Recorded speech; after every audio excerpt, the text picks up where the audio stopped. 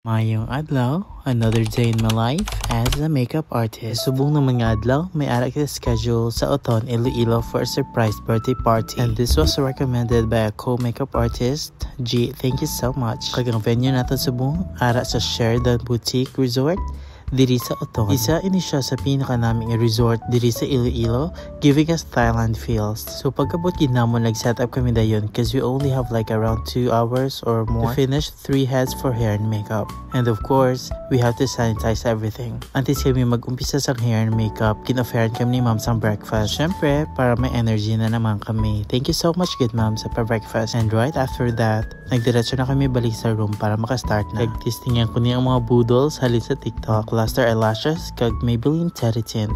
Kagari ako nga simple setup lang. And now, I'm gonna start with the celebrant. So today is her birthday, pero wala si Ma'am Kabalo nga may birthday party siya. Pagkabalo lang gid ni Ma'am, malunch lang gid sila. That is why she asked me to do just a very simple hair and makeup. And by the way, ang amon client nagalin pa sa Capiz. However, ang daughter niya nga nagbook sa amon stays in the US. So here's the subtle and very fresh makeover for Ma'am. Pagkatapos, nag-umpisa na kami makeup sa iya nga daughter, si Ma'am Sheila. Si Ma'am gidang nag-book sa amon. Recommend kami ni G sa iya kay si G man nag-hair and makeup sa ila the last time. So sa kay Ma'am naman, nag-ask siya to use pinkish tones for her makeup. Para sa iya nga hair, Kian did some soft waves using 29mm barrel. Pagkatapos naman kay Ma'am Sheila, next is her daughter. Para naman sa iya nga daughter, very simple lang gid nga makeup look. Like a no makeup look. Very baby girl lang gid ang atake. And we finished all that for like around 2 hours lang. So, it's time para panghimos na. Kay magpuli na kami sa amon nga banwa. Also wanna say thank you so much for my client. Kay may patip gid siya. And by the way, if you're looking for a resort to visit, nga lapit lang gid sa syudad, you might wanna consider this place, Sheraton Boutique Resort. So, amo lang na sa Subong.